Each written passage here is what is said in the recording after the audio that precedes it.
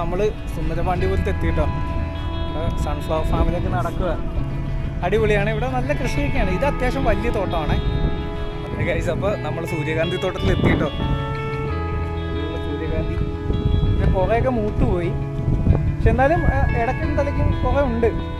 നല്ല കുറേ പൂക്കളൊക്കെ ഉണ്ട്. കറക്റ്റായിട്ട് സൂപ്പറായിട്ട് വിരിഞ്ഞിരുന്ന പൂക്കളൊക്കെ ഉണ്ട്.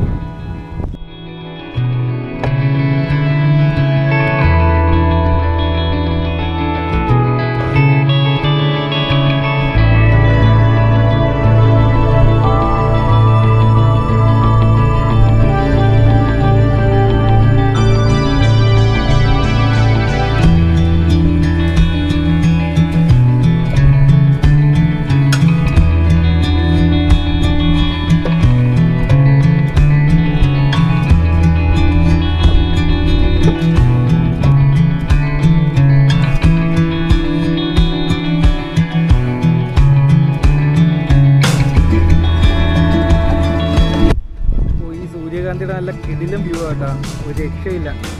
സൂപ്പർ. ഈ സംഭവം വടകര നൈസാണ്, നൈസ്.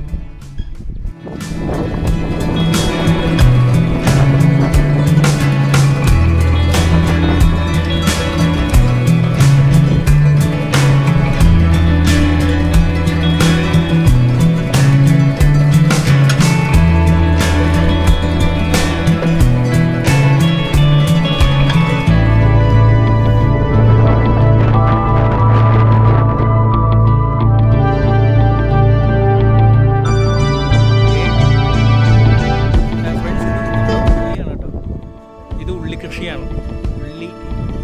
ഇപ്പുറത്തെ സൈഡിൽ വെണ്ടയ്ക്കുണ്ട്, വെണ്ടയ്ക്ക അടിപൊളിയാണ്.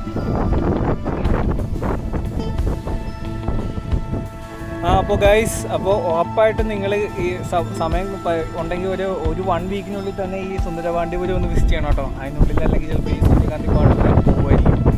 എനിവേ സൂപ്പറാണ്, അടിപൊളി. ഒരു 1 ഡേ വിസിറ്റിന് പറ്റിയാണ്. ട്രിവാൻഡ്രത്തുനിന്നൊക്കെ 1 ഡേ വിസിറ്റ് ചെയ്യാൻ പറ്റുന്ന, ട്രിവാൻഡ്രം കൊല്ലം ഭാഗത്തുള്ളവർക്കൊക്കെ ഈസിലി വിസിറ്റ് ചെയ്യാൻ പറ്റുന്ന ഒരു ഡെസ്റ്റിനേഷനാണ്.